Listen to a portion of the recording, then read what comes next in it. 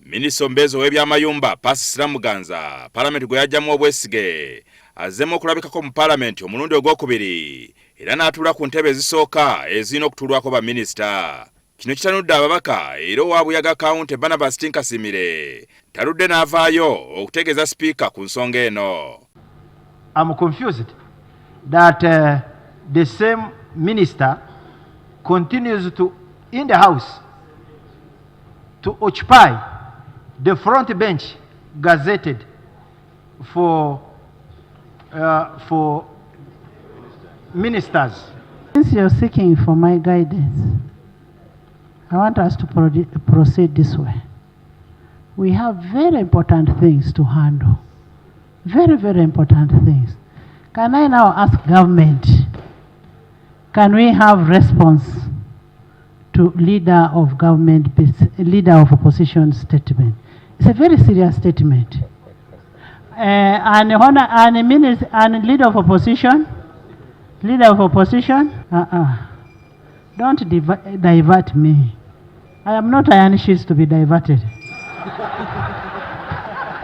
Gwakubiri lwa sabbiiti ewedde omubaka wa Bukooli Solomon Sirwanyi yavaayo n'ategeeza sipiika ku nsonga y'emu, kyokka sipiika n'atakiwabudde.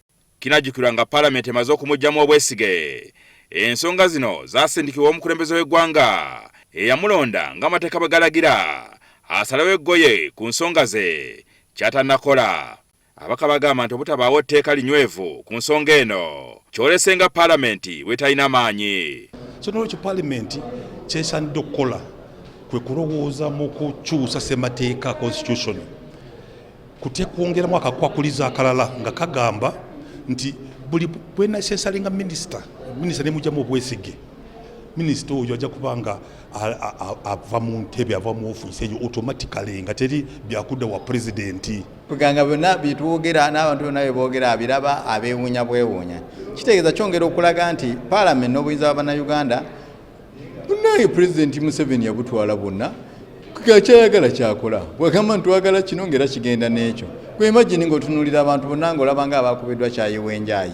Yombaka wa munisipaali y'Entungamo Yona Musinguzi eyasemba ekiteeso eky'okuggyamu minisita obwesige agambye nti wadde omukulembeze w'eggwanga tannaba kusalawo, yo Palamenti yayanika minisita ensi yonna n'emumanya. Bwe wabbanga mu kyalo nga bakuba akadde bakuba enduulu wuuyo ng'abantu ekyalo kyonna kivaayo kikola ki kikuddukako. So ne bano bwe tubashemingira mu Palamenti yadde Pulezidenti yaganye ku implementinga bye tumugambye, naye bwe tubashemingira mu Palamenti ne tubakubira enduulu mu Palamenti ensi yonna eyo ebalaba. Minisita Namuganza yakiikirira ekitundu ky'e Bukono era nga ne bw'aba aggiddwamu obwesige tekimugaana kukiikirira kitundu kye okuggyako ng'abalonzi be bamuggyeeyo.